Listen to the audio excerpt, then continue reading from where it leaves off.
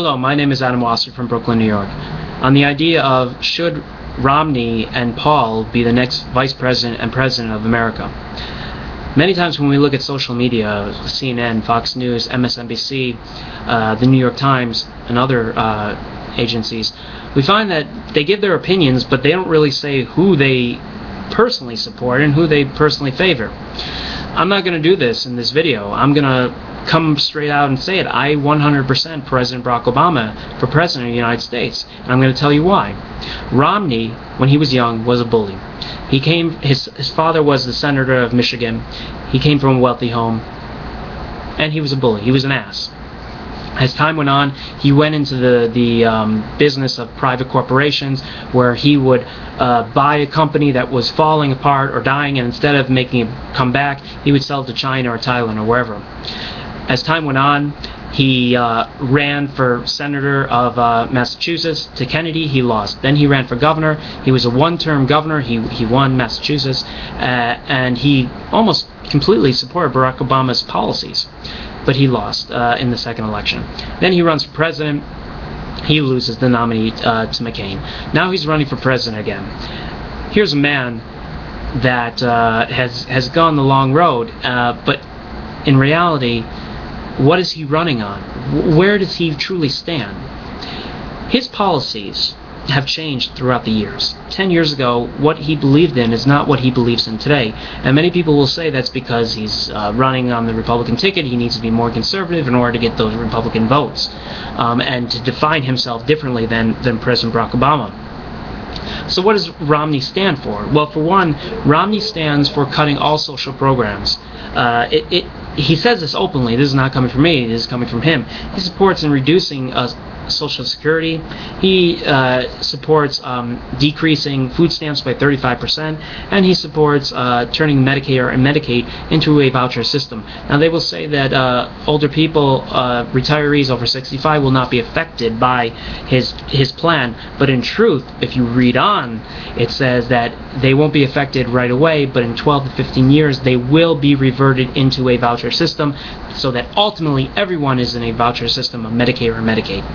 Romney also supports a tax change. Now, he hasn't defined what his tax revolution is, but sophisticated, nonpartisan people have looked into his tax ideas, and they have found that in truth his tax plan will increase taxes for the middle class and decrease taxes for the poor.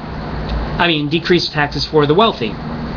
And even Fox News can't deny that. Romney, he has these bold plans, but he doesn't really go into the detail of what these plans are because they're really out in the open right now. But here's an interesting thing. Now he has Paul Ryan as his VP choice, vice presidential choice, to lead with him. The difference between Romney and Paul is Romney talks, Paul acts. Paul last year made his budget plan that he put into the Congress. It didn't pass, thank God. But in his budget plan, he called for massive decreases in social programs, 35% reduction in food stamp, decrease in Social Security benefits, and turning Medicare and Medicare into a voucher system. And that even over the 65 level, in 15 years, everybody will be in the voucher system.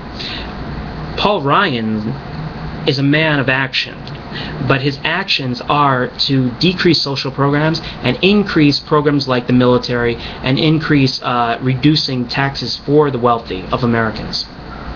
Paul Ryan is a dangerous man because he's not a man just of words, he's a man of action. And if you support Paul Ryan's actions, then what are you truly supporting? You're supporting destroying the poor people of America and increasing the wealth of the rich and going to war with Iran and North Korea that we can't even afford. And who's going to pay for these wars? Of course, the poor and the middle class under Paul Ryan. If you don't believe me, then look into his budget. Look into Paul Ryan's budget, read it, understand it, open your mind, and try to understand where this man is going. You don't have to like Barack Obama. You can hate him as much as you want, but is Barack Obama so bad that you're willing to vote for Paul Ryan and Romney that wish to destroy America? And you might say, well, I'm a middle-class person. I live in the suburbs. But if the city And even the inner suburbs of America, they start not to have their benefits. They start to have to suffer and starve, and older people don't have money to get their medicine. Everybody's going to be screwed. Everybody's going to suffer because everything's going to explode. We're going to go back to the 1900s when there were no labor unions to protect workers. There were no protection groups that if you wanted to feed the homeless, it had to come from a private agency, that the government wasn't paying for feeding the homeless. Tea Party members like to say, I want small government. I want small part in the government. In truth, what does small government mean? Small government means a reduction in everything that the government pays for. All the social programs I've already stated. Public schools, even private schools are benefited from government. Religious organizations are benefited from government. The government pays for the highways and parks and everything that we use, garbage. Smaller government means a reduction in all these programs. I support President Barack Obama for 2012, and I hope that you will too. God bless and take care.